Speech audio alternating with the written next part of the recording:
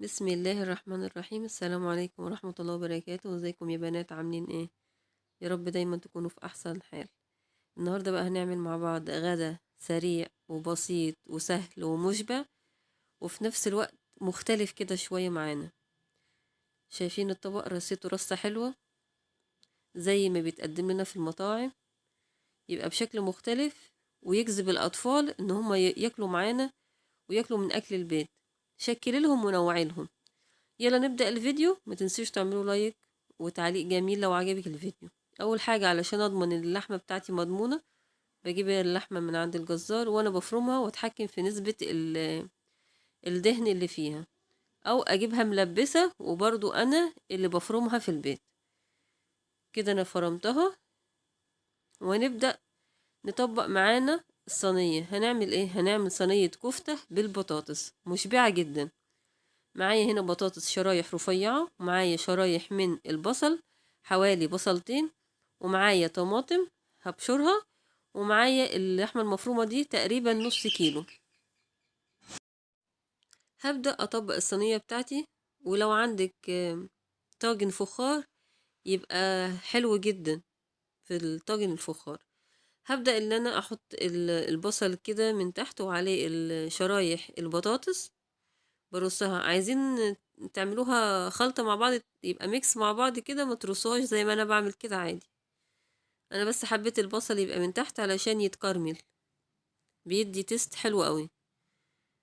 رصيته كده بسرعة، وهحط بقى ايه، هحضر معايا هنا فلفل اسود وملح. هتبلهم كده فلفل اسود وملح بس، مفيش بهارات تانية. الغدا ده سهل جدا، تعمليه في غدا تعمليه في عشاء، بيبقى سهل. ويلا بينا نبشر الطماطم. هحضرها كده على جنب، بس الاول هبدل الطبق ده بطبق كبير عشان اخد راحتي وانا بقلب. هتبل معايا هنا الكفتة. وحطيت هنا بصلتين مبشورين، ملح وفلفل اسود وسبع بهارات وحبهان، اللي ما بيحبش الحبهان طبعا يستغنى عنه، وتوم بودر وبصل بودر وبهارات كفتة لو متوفرة. لو ما بتحبيش اي نوع من البهارات اللي انا قلتها دي مش ضروري تحطيها، مش مشكلة. هنا انا بعصر البصل، بنزل ميته قوي. لو مش عايزة برضو الخطوة دي تعملي البصل بميته، اعملي البصل زي ما هو، ما تعمليش الخطوة اللي انا عملتها دي. وهبدأ ان انا اصفي المية كده بتاعة البصل، وهقلب البصل واللحمة المفرومة مع بعض عشان تتسمغ مع بعض. كل ما تعجنيها اكتر بايديكي، الفليفر والطعم كله بيدخل في اللحمة، طعمها بيبقى حلو جدا زي كفتة الحاتي. ببدأ ان انا اعجنها كده، لازم تبقى عجن، تعجنيها عجن بايديكي كده. طبعا انا بحبش البس كلافز، وانتوا عارفين اللي عايز يلبس كلافز ويعمل الحركة دي يتفضل يلبس كلافز. انا ما بحبش البس كلافز. انا جنبي الحوض كل شوية بغسل ايديا فيه، بفضل اعجن فيها كده شوية كويسين. بعجن فيها، اجيبها يمين وشمال وشمال ويمين كده، افضل اعجن فيها. الخطوة دي مهمة قوي قوي يا جماعة. لما تعجني البصل مع اللحم كده، وان شاء الله مش هتفك منك ولا اي حاجة، مادام انتي ماشية مع الخطوات صح، تبقى سهلة جدا وبسيطة وايه، ويعني هتعتمدي الطريقة دي. صينية البطاطس بالكفتة طريقة مختلفة وسهلة، وفي نفس الوقت ولادك هيحبوها جدا. تاكلوها بالعيش، او تاكلوها مع الرز، او تاكلوها مع مكرونة اسباجيتي زي ما انا هعملها دلوقتي. انا بغسل ايدي، وكل شوية انا بغسل ايدي، مخلية فوطة مطبخ جنبي اغسل ايدي وانشفها. هجهز معايا البصل والطماطم المبشورة علشان اضيفها على باقي الصينية. وهبدأ كده ان انا بوزعها بالشكل ده. عايزين تحطوا صلصة طماطم، طبعا بتديها لون حلو جدا، بس انا ما عنديش صلصة طماطم، انا حطيت طماطم مبشورة، وما شاء الله كانت الطماطم حلوة وجميلة جدا. كده تقريبا انا خلصت كده ايه، ان انا وزعت الطماطم والبصل والبطاطس في الصينية وبهرتها. هبدأ ان انا اجيب عندي هنا ستيكس او سيخ، او لو مش عندك سيخ مش مشكلة، اعملي الكفتة على ايديكي كده عادي، وهبل ايدي في مية البصل واعمل الكفتة واصبعها. مية البصل اهي بالتوابل بتاعتها، طبعا مش بنرمي حاجة. ببل ايدي وبصبع الكفتة. طبعا عايزين تحطوا اللي انتوا ترصوها رصة مظبوطة، او تعملوها زي الكور، صوابع او كور مش هتفرق يعني، اهم حاجة الطعم. انا بدأت هنا ان انا برصها ومسخنة عندي الفرن، ومجهزة معايا هنا ان انا هعمل زي ما قلت لكم، هعمل مكرونة اسباجيتي. مجهزة كل حاجة جنبي.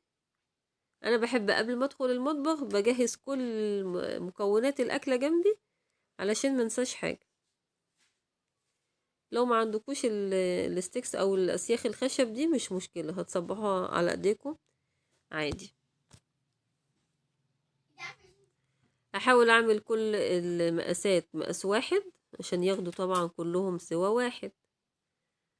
ببدأ ارتبها وارصها رصة حلوة عشان تاخد اكبر كمية من الكفتة، محتاجش ان انا اعمل صينية تانية. هتشوفوا دلوقتي انا ارصها ازاي، مش هتاخد وقت خالص معانا.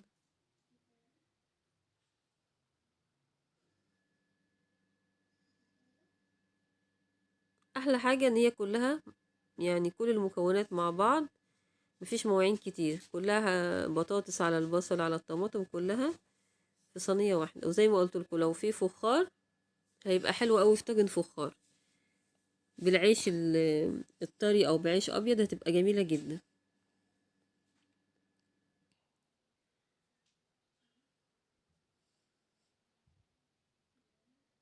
ممكن تحطوا فلفل اخضر لو عندكم فلفل اخضر او فلفل الوان. عايزين تزودوا حاجة، عايزين تنقصوا حاجة او تضيفوا حاجة للصينية برضو طعمها هيبقى جميل. ممكن لو عايزين فصين توم او 3 فصوص توم معاها برضو هيفرق في الطعم. انا هنا بس ما حطيتش توم، يعني لو تحبوا تحطوا توم.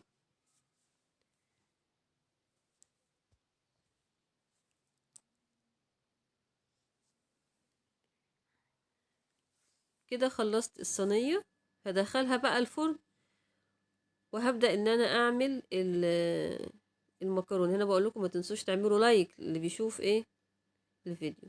هنا جودي قالت لي يا ماما نعمل الحركه دي، نص جنيه كده ونجيب عليه شويه مكرونه اسباجيتي تطلع للفرد الواحد، عشان نعرف النفر هياكل قد ايه، ما نحطش كتير. الفرد هياكل قد ايه.